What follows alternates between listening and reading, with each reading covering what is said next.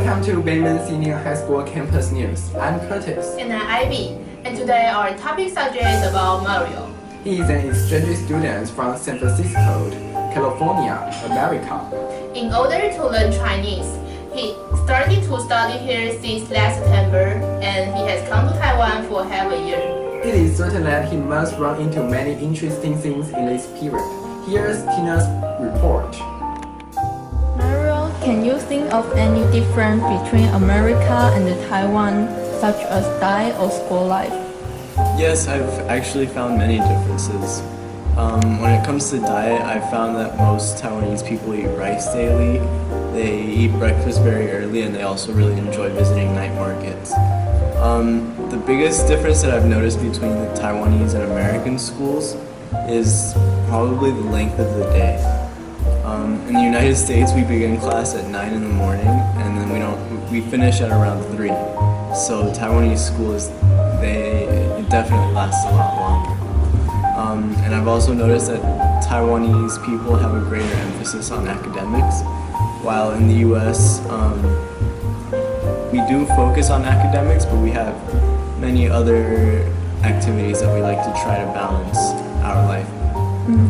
We balance our life between something such as maybe sports or arts, not only academics.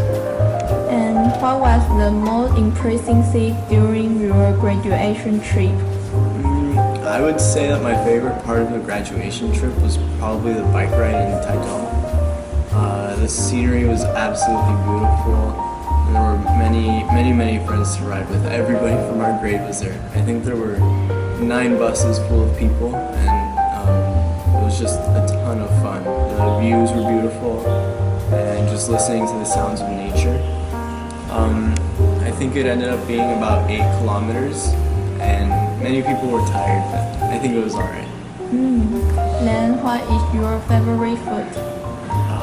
Taiwan has so many delicious foods. I can't think of one, but I'd say some of my favorites are probably xiaolongbao and xiaomian, guabao.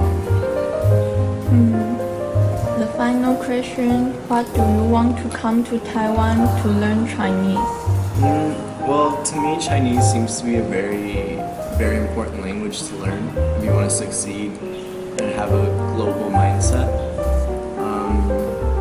There's so many people that speak Chinese, so you can't be a global person if you don't speak it.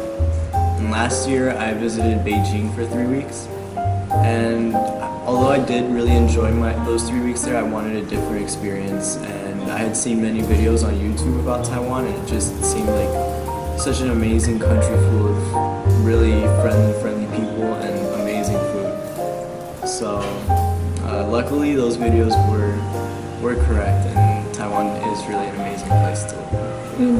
Thank you. Thank you. Next, Tina reports. It seems like being an exchange student is a good way to experience the foreign culture and broaden our horizon. Well, Ivy, if you have chance to become an exchange student, where do you want to go?